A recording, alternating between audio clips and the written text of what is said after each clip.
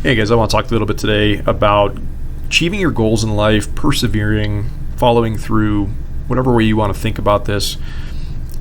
We had a cool moment in this leadership class that I've been in the last couple weeks where the very last thing that we talked about right before the class was completely over, so the very last end of the day thing on the Friday of the second week, was the instructor asked each and every one of us to go around the room and talk about one person that stood out in our minds from our entire life that had influenced us in a powerful way that we perceive to be a large reason as to the reason that we were sitting in this room today, being a part of this new company and this new job position, this new capacity. And they wanted us to outline and tell the class about our experiences. And the one that came to my mind was I'll tell you the story very briefly. This was an individual that I had met when I must have been about 15 at the time or something like that. And this was a person that's in my current career field that had achieved some amazing things and was already doing amazing things, was already working at the capacity that I had dreamt of working in someday. And I remember very clearly and explicitly, and I still to this day, I remember him telling me these words. And I hear his voice in my mind saying this to me. He said, "Mike, all throughout your life, you're always going to have people trying to close doors on you. They're, in many cases, going to slam doors in your face, and they're going to tell you no.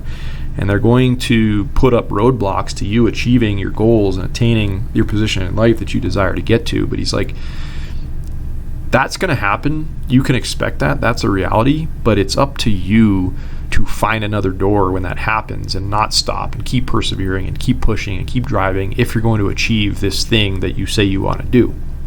Okay, it's on you.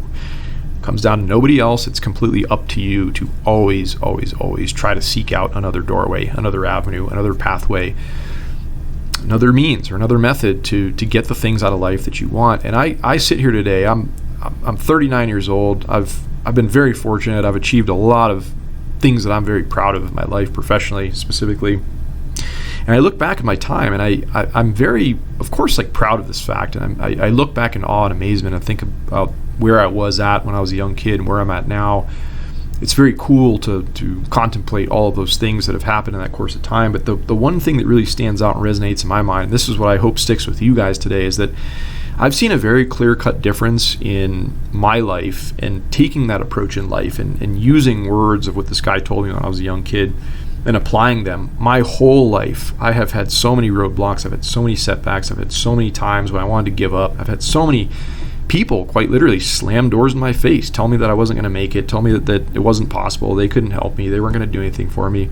I always found another doorway. I found another path, and I kept pushing, and I walked through those doorways, and I busted down those doors, and I got the things out of life that I've wanted so far. As I said, there's a very clear-cut difference. I look at a majority, sadly, let's say, of my peers that started off in my professional trackway, that they got a door or two closed in their face and they just stopped. There's a noticeable difference between people that just don't find the other doors. They just take no for an answer. They stop pushing. They stop persevering.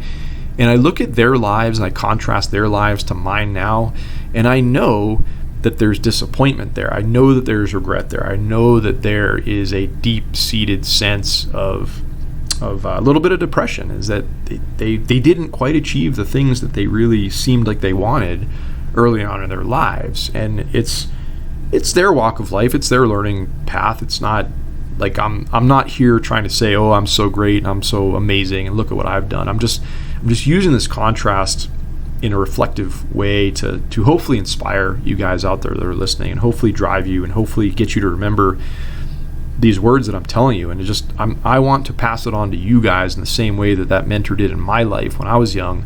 And hopefully you can apply this, and whatever it is that you dream to do, whatever your endeavors are, whatever your aspirations are, always remember this, guys. It's up to you to find another door, not if, when those doors get closed in your face, when those doors get slammed in your face, when you're down and out, when you feel like there's no other way. There's always another door, guys. There's always another way. There's always another pathway. But it takes resolve. It takes this deep power from within you to keep seeking those doorways, okay? And this is what I hope sticks with you guys throughout your entire lives. All right, guys. I hope you're having a wonderful day. Talk to you all soon.